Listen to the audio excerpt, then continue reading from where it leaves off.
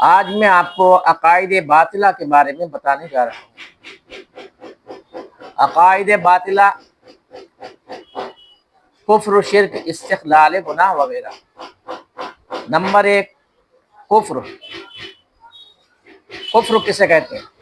شرع میں ایمان کی ضد کا نام کفر ہے، یعنی جن چیزوں کی دل سے تصدیق اور زبان سے اقرار کرنا واجب ہے ان کا انکار کرنا کفر ہے، اور انکار کرنے والا کافر کہلاتا ہے۔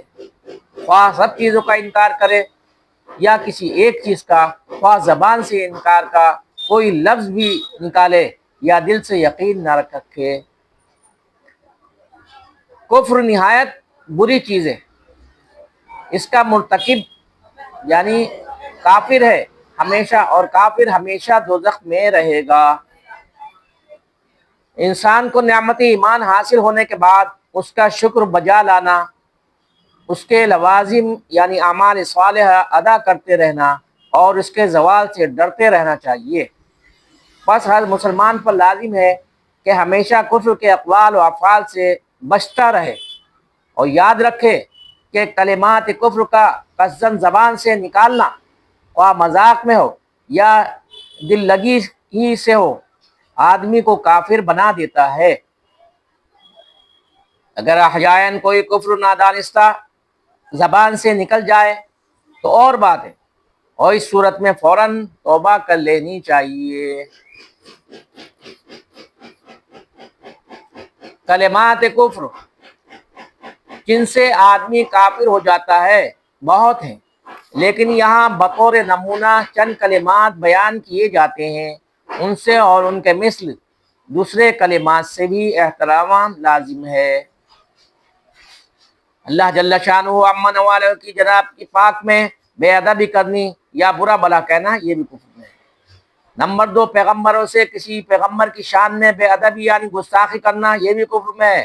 نمبر 3، رسول کریم صلی اللہ تعالی علیہ وسلم کی جناب مقدس میں گستاخی کرنی، مثلا آپ کے چہرہ مبارک میں با یا اوصاف شریعت شریف سے کسی وصف میں یا آپ کے احکام سے کسی حکم میں کوئی عیب نکالنا، یہ بھی کفر میں شامل ہے۔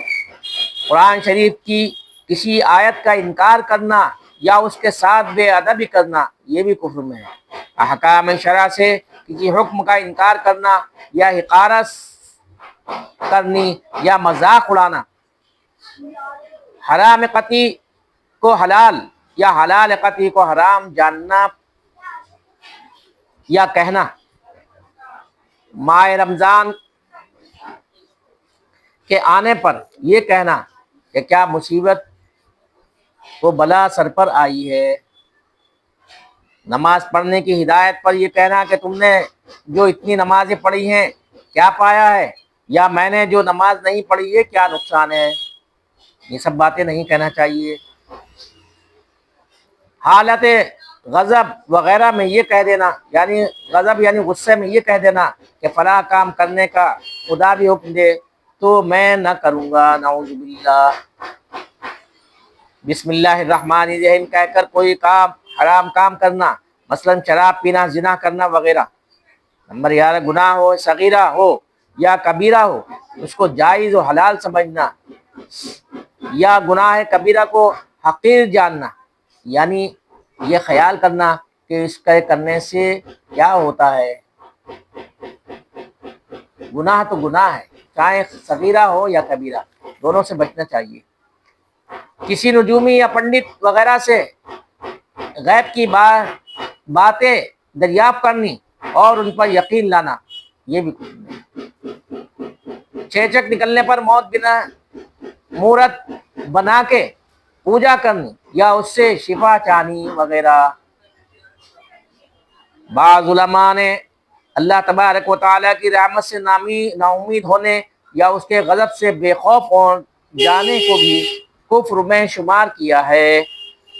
کسی کلمہ گو یعنی مسلمان کو خواہ وہ کیسا ہی فاسق و فاجر ہو، کافر نہیں کہنا چاہیے تا وقت کہ کفر کی کوئی بات اس کی زبان سے نہ سن لے یا کفر کی علامت اس میں نہ دیکھ لے۔ اللہ تبارک و تعالی ہمیں اس پر عمل کرنے کی توفیق مرحمت فرمائے۔